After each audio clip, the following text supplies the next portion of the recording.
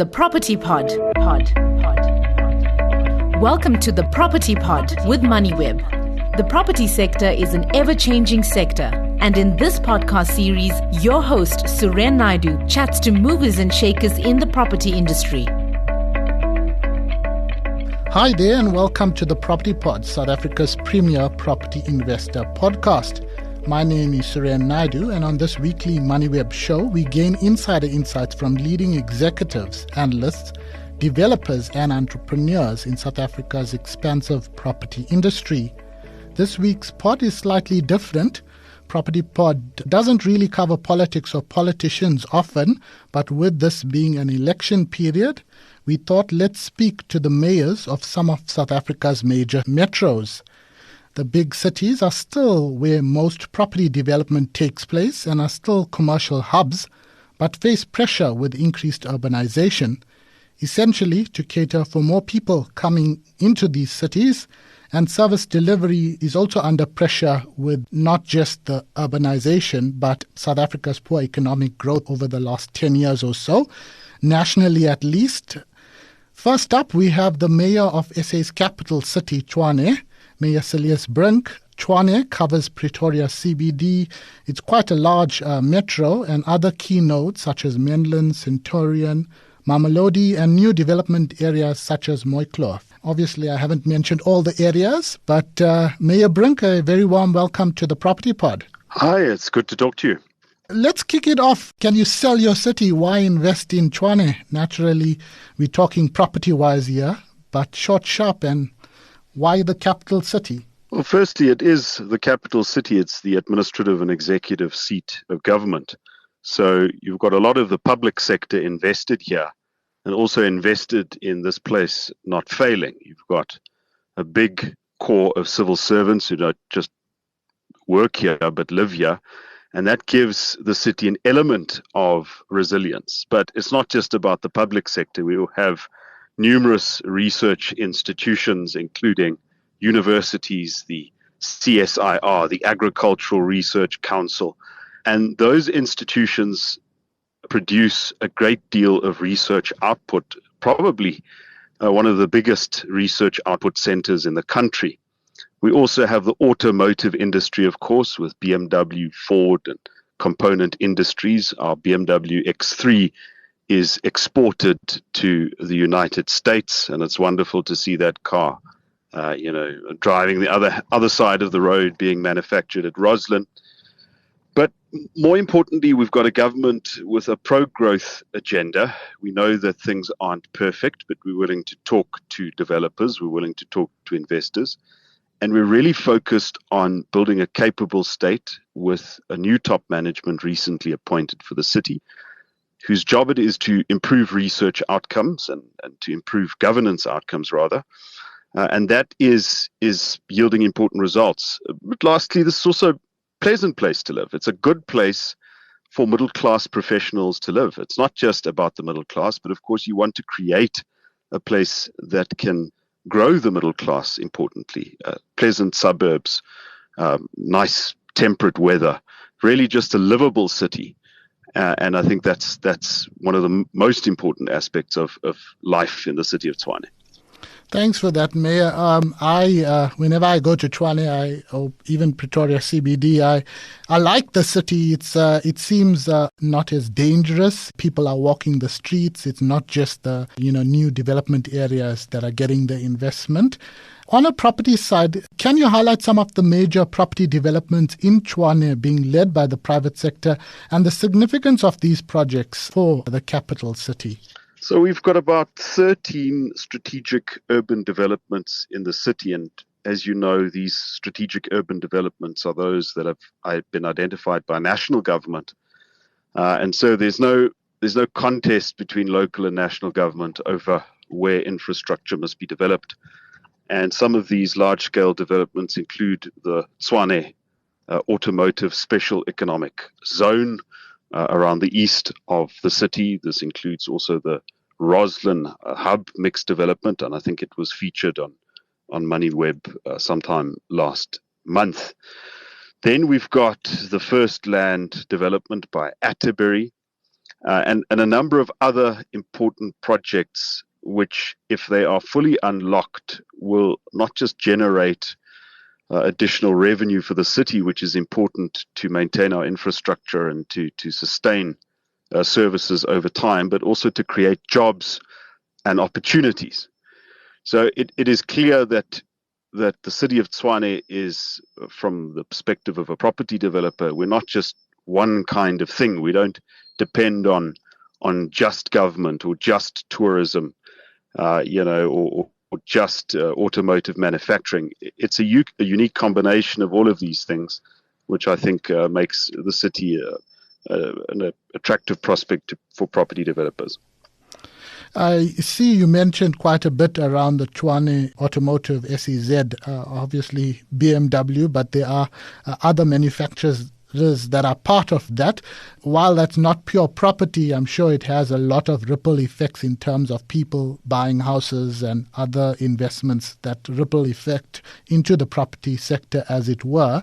Is Tshwane investment friendly? How is the city supporting and attracting private sector investment, especially from a real estate side? The first important point to make is what we've put into our city planning processes. And we've got land use applications on an automated and digital system in the city. And replacing the manual submission process, saves time, it creates efficiencies. The next challenge is to put building plan applications on the same electronic system. And that's all about making things faster and eliminating human error and so forth in the application and construction phase of development. Now, I must admit that we're not perfect. We certainly have a number of things that need to improve in our city planning space. In the next few months, we will be advertising critical positions in especially the planning aspect of the city planning operation. And that should ensure the more efficient and the quicker handling of applications. We also have forums where we discuss these things with developers and other planning practitioners, including architects. And we acknowledge that it's not just about the regulations that are produced by national government. It's also about the day-to-day operations of the municipal administration that makes it more likely or less likely for investors to come. We obviously operate within serious national constraints, which I'm sure we will discuss, but it is cities' responsibility to gear themselves as best they can in order to promote and make it easy to develop. Well, my next question was a bit property specific, but you talk about that national challenges. I gather it's around funding, which, national government's purse strings have been tightened, and obviously it's impacted municipal government quite significantly, not just Tshwane, but other cities around the country. But on that question, what are some of the challenges for the metro in terms of property sector and unlocking development? You can get to that in a minute, but perhaps you want to highlight, those challenges, because I did say we're not going to go into politics, but politics affects everything. Tshwane has been in the news in the last few months dealing with its financial status, as it were. Yeah, so let me talk about the issues that impact us from a national perspective. Remember, municipalities operate within a framework of government where most of the power and resources are controlled at the top. If you look at fiscal transfers, municipalities only get about 10% of those fiscal transfers, and yet we bear a great deal of the responsibility. And even National Treasury talks about cities in particular as the engine rooms of economic development. But what has made things particularly difficult, and this is not unique to Tshwane, is of course load shedding. And although as we speak, we haven't had load shedding for a number of days, most people understand that load shedding isn't a thing of the past. We need to diversify our energy supply away from Eskom, and we need to invest in alternative energy generation. It's one thing not to have load shedding, but it's quite another not being able to grow because your energy availability places an absolute cap on growth. I think it's about 2% of GDP the last time I checked, probably less now. The second major challenge is also funding related, and that is the way that national grants and transfers are structured come with all manner of conditions, whereas cities should really be left to determine where we want infrastructure, where we need infrastructure. And then lastly, of course, is crime and criminality. We do have a metropolitan police department, but the mandate for example, investigating construction mafias and extortion and fraud and other violent crimes is with the South African police, and they obviously don't have the capacity always. So these are the constraints, but we're determined not to have our potential limited by those constraints. We have an energy task team that is exploring opportunities for us to generate or purchase at least 1,000 megawatt of power independent of Eskom by 2026. And this involves using 2 of the city's mothballed power stations, which we want to place in the hands of the private sector. We're having an energy summit in June where we'll discuss some of the other plans. In terms of rebuilding infrastructure, our main focus has been on the city's financial recovery, because we can't be dependent on national government transfers. We have to increase the revenue of the city, collect what is due to us, because that's the only way we'll improve our credit worthiness and generate savings, which of course you use to build infrastructure. And by making competent, professional, non-political appointments in our city administration, including the Tshwane Metropolitan Police Department, I believe that we'll be able to exercise a great deal more influence over what goes on in our streets, including bylaw enforcement, traffic control, and so forth. So we do operate within national constraints, but we are determined to make the best of the opportunities at our disposal to build a city that is attractive to investment and that's pleasant to live in. Turning back to that question, obviously we got a little bit sidetracked with your comments and valuable comments in response to the follow-up question there. But what are some of the challenges that the Metro is facing from a property development perspective and unlocking development? Is some of those grant issues affecting municipality? Perhaps you want to highlight issues around commercial ratepayers. I see you've been quite vocal about illegal connections and that sort of thing as well. So I did mention infrastructure, building infrastructure, because essentially you need water and electricity in order to build nice things. And our dependency on Eskom and on Rand Water in particular has been a limiting factor, as it has been in other cities. I hope that diversifying energy supply will significantly change the game within the next 2 years. But on the side of water, it's also important for us to explore other abstraction opportunities. We sit with the Ritvlei Dam and the Roodeplaat Dam, which have a great deal of potential in terms of water purification and abstraction. But as a city, we have to admit we don't have the capital to build the infrastructure to increase abstraction from those plants. And so we need private sector partnerships. And that acknowledgement is very important. If you've ever dealt with government, you'll know that often those in positions of power and government authority want to do things by themselves. And for us, we know that partnerships are going to be absolutely crucial to unlocking infrastructure. The second issue that you raise as an inhibiting factor of development, and obviously this has been raised by SAPOA and others, is the high cost of tariffs and property rates. The important principle in local government is that your tariffs and your rates have to be cost reflective. But when you sit with a great deal of illegal connections, or if you sit with many consumers who simply don't pay their bills and continue to consume electricity and water and get waste removal without paying anything, and obviously this is beyond the basket of free basic services offered to the poor, then your costs are going to escalate. Your costs aren't going to be reasonable, and that's going to have an upward effect on property rates and tariffs and so on. And that's why the city is going on a very aggressive drive called Tshwane Yatima, which is essentially enforcing credit control and debt collection.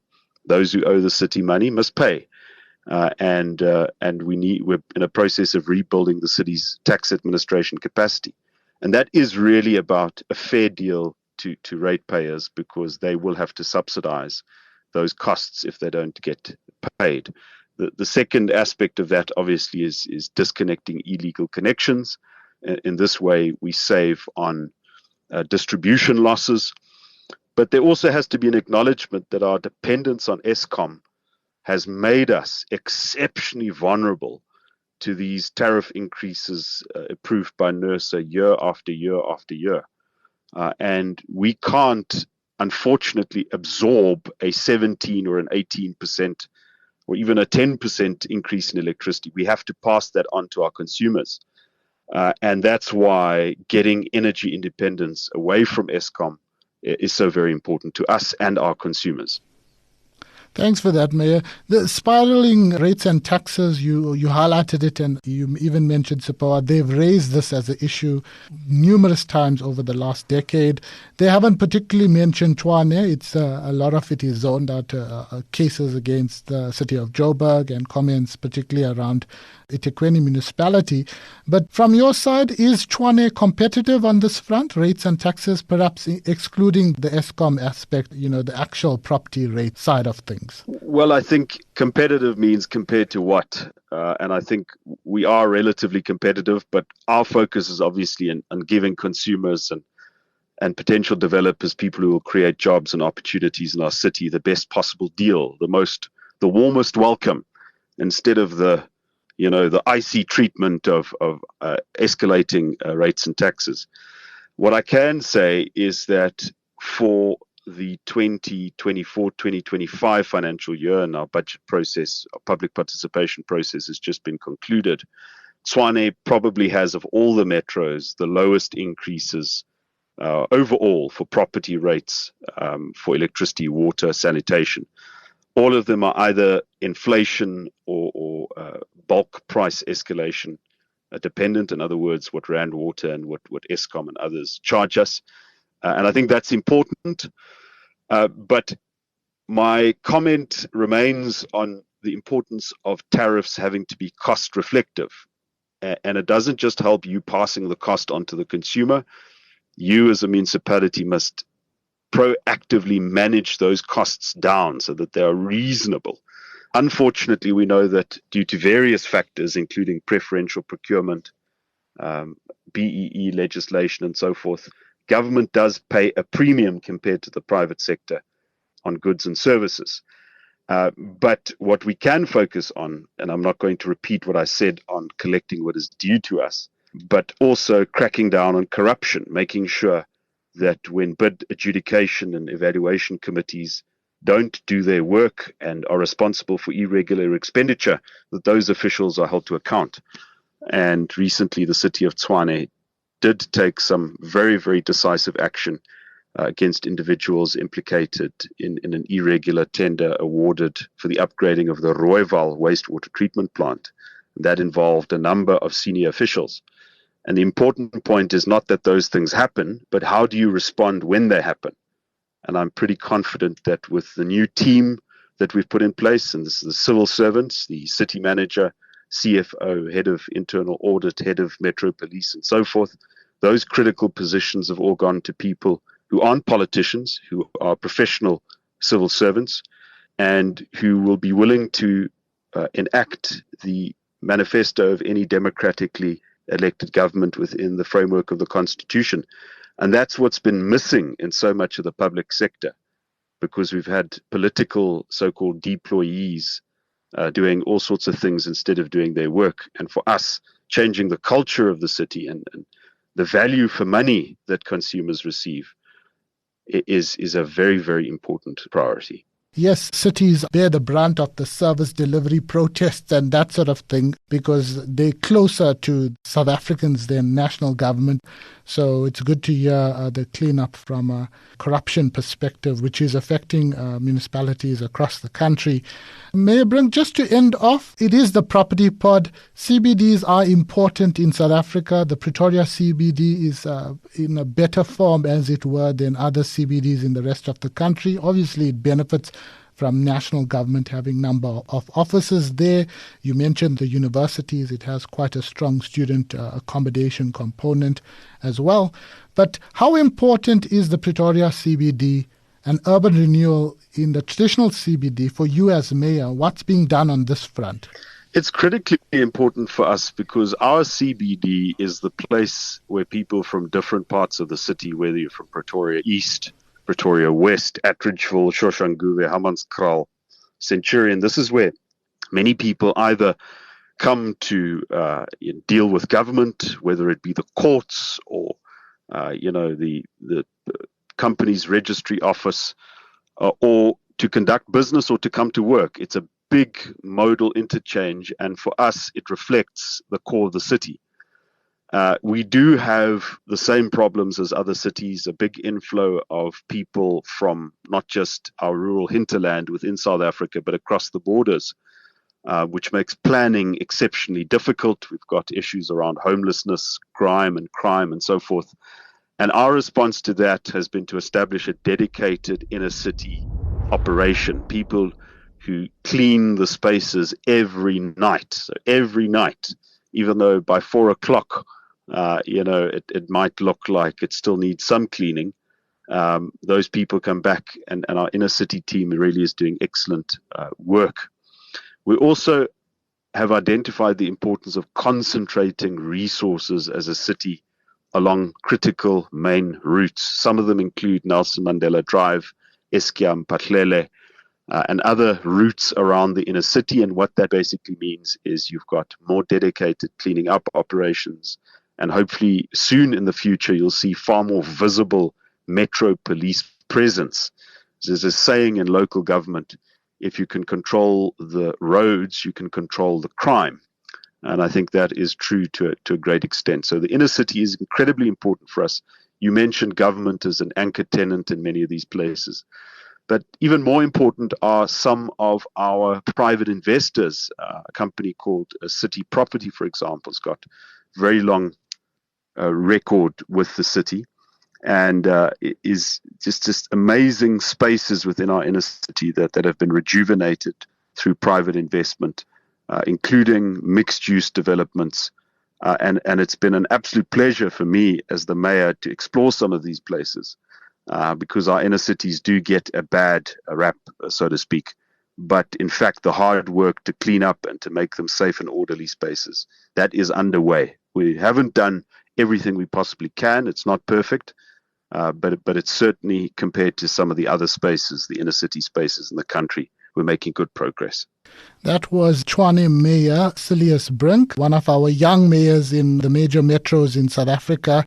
We have quite a few young, proactive mayors in several municipalities across the country, and we will chat to two more of them in upcoming episodes of the Property Pod over this election period. Didn't start at the beginning of the month, but it will be over the next few weeks. Hopefully we secure all of them.